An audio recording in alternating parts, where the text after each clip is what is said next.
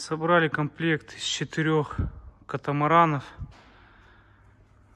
По просьбе заказчика сделали их двухцветные. Цвета клиент подбирал сам. Значит, у нас ручка, перед, конус. Дополнительно попросил крепежи для поперечных труб. Труба у нас 40-я.